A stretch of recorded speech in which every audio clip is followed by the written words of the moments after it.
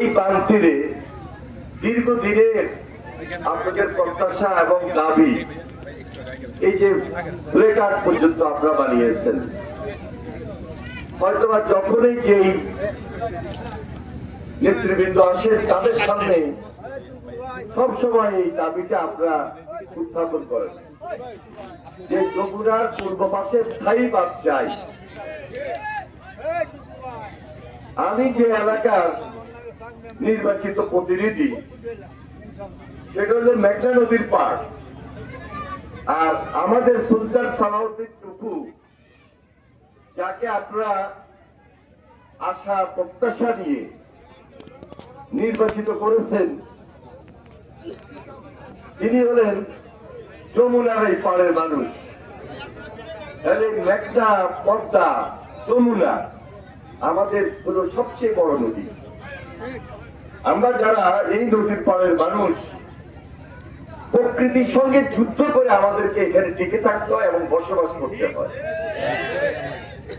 আমরা এই এলাকার মানুষগুলা ছোটবেলা থেকে এই যুদ্ধ করতে করতে করতে আজকে রাজপথেও যুদ্ধ করেছি, নদীর পাশে থেকেও প্রকৃতির সঙ্গে যুদ্ধ করেছি, করে আমরা আমাদের জীবিকা আমরা এইভাবে মেনটেন করে চলছি।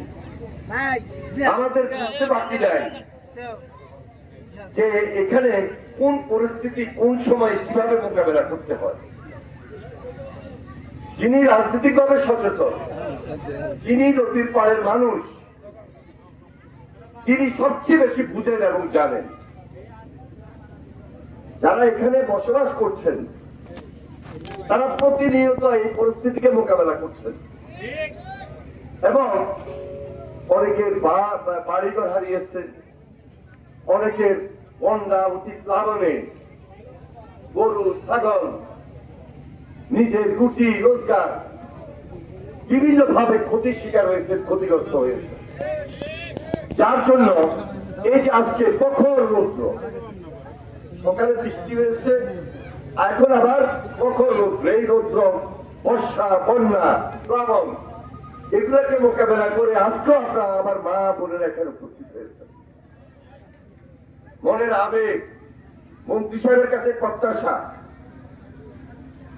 আমরা একসঙ্গে ঢাকা বিশ্ববিদ্যালয়ে পড়ালেখা আগে পরে করেছি, রাজনীতিও আগে পরে করেছি।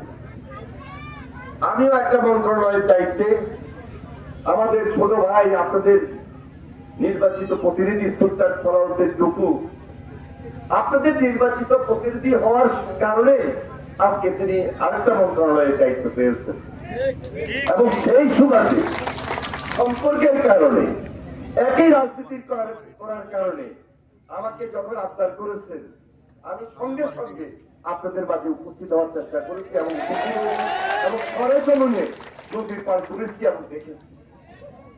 এখানে ডিসি সাহেব বক্তব্য রেখেছেন, আমাদের চিফ ইঞ্জিনিয়ার পানি উন্নয়ন বোর্ড তিনি বক্তব্য রেখেছেন, এসপি সাহেব আছেন, আমাদের দলের সভাপতি শাহিন।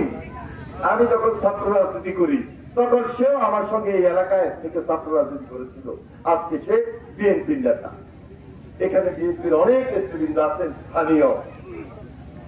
আমাদের শানু, উনি হলেন মারানা বাসারি সাহেবের নাতি নাকি, তাহলে সেই পরিবারের সদস্য আমাদের রাজনীতির সঙ্গে আছে।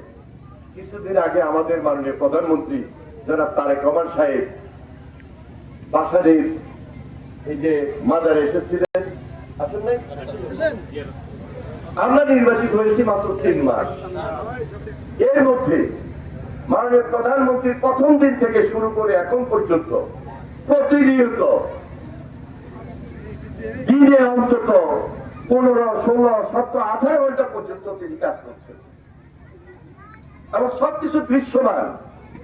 ইলেকট্রনিক্স মিডিয়া বলেন, সোশ্যাল মিডিয়া বলেন, প্রিন্ট মিডিয়ায় বলেন, সরাসরি আপনার টাকা অনেক সময় দেখছেন যে কখন কোথায় কিভাবে তিনি জনগণের সঙ্গে সম্পৃক্ত থেকে এই কাজগুলা সম্পন্ন করছেন। আমরা নির্বাচনের আগে প্রতিশ্রুতি দিয়েছি, আমরা আপনাদের সামনে মিটিং করেছি এবং গ্রামে গ্রামে গিয়ে গণসংযোগ করেছি আমাদের মাননীয় প্রধানমন্ত্রী ইশতেহার ঘোষণা করেছেন এবং এই ইশতেহার টু দ্য পয়েন্ট প্রত্যেকটা কথা কাজের মাধ্যমে যেন আপনাদের জন্য কমিটমেন্ট অনুযায়ী প্রতিশ্রুতি অনুযায়ী নিয়ে আসতে পারি, সেই জন্য এই সকাল বিকাল দুপুর দিনের পর দিন আমরা কাজ করে যাচ্ছি। আমরা কিন্তু বসে নাই।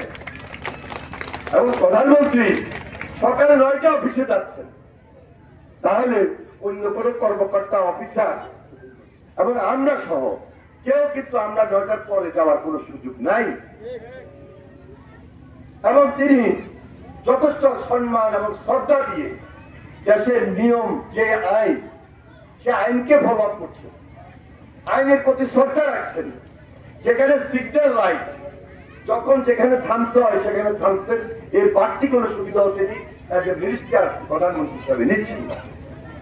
আমরা প্রত্যেকটা জায়গার মধ্যে আমাদের যে নির্বাচনী প্রতিশ্রুতি সেই অনুযায়ী কাজ শুরু করে দিয়েছে 3 মাসের মাথায়।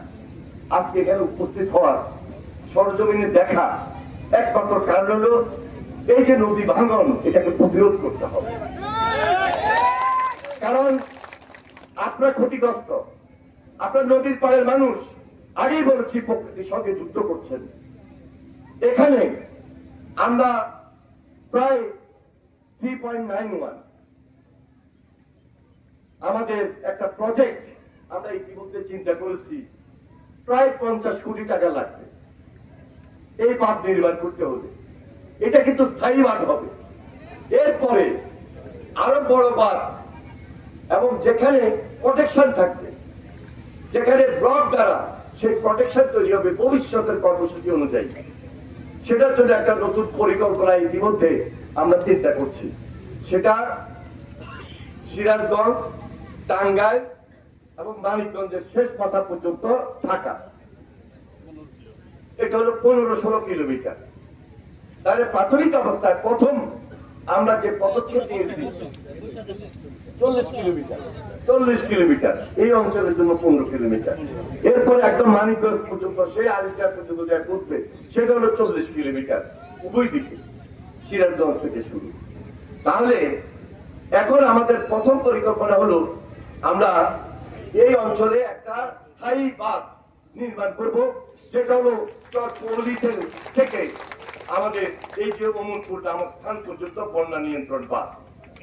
এই কাজ ইমিডিয়েট আমরা শুরু করার জন্য ব্যবস্থা নিব, অথবা এই অর্থ বছর হবে না, আগামী অর্থ বছরে নেওয়ার জন্য যত রকমের পরিকল্পনা আছে আমরা সকল পরিকল্পনা নিয়ে আপনাদের এখানে এই স্থায়ী বাঁধ নির্মাণ করবেন। আমরা জানি যে এই বর্ষা যখন শুরু হবে ব্যাপকভাবে, প্লাবন যখন শুরু হবে ব্যাপকভাবে, প্রচুর পরিমাণে বাড়িঘর ভাঙবে। সেজন্য আমাদের ইমার্জেন্সি একটা ওয়ার্ক আমরা ইমিডিয়েট করা শুরু করব, যেটা আজকের পর থেকে গিয়ে ঈদের পরে আমাদের ঘোষণা অনুযায়ী আমার মনে হয় শুক্রবার প্রখর রৌদ্র, নামাজেও যাবেন। আমার মা বোনেরা এখানে অনেকে উপস্থিত রয়েছেন, মুরব্বীরা উপস্থিত রয়েছেন, আমাদের এই এলাকার অনেক সাধারণ মানুষ আপনারা এখানে উপস্থিত হয়েছেন। দীর্ঘদিনের প্রত্যাশা অনুযায়ী আপনাদের এই কাজগুলা আপনাদের কাছে যেন আমরা পৌঁছে দিতে পারি, সেজন্য আজকে আপনাদের প্রতি আমাদের সেই কথাগুলো পরিষ্কার করে গেলাম। ইনশাল্লাহ আপনারা সবাই ভালো থাকবেন, দোয়া করবেন। ইনশাল্লাহ আমি যেহেতু এসেছি, আপনাদের এই বাঁধ দৃশ্যমান হবে এবং দৃশ্যমান হওয়ার পর আমরা ভবিষ্যতে আবার আসবো, আবার দেখা করব। আপনাদের সবাইকে সংগ্রামী সালাম এবং অভিনন্দন জানিয়ে আমি আমার বক্তব্য শেষ করছি। বাংলাদেশ জিন্দাবাদ। আসসালামু আলাইকুম ওয়া রাহমাতুল্লাহি ওয়া বারাকাতুহু।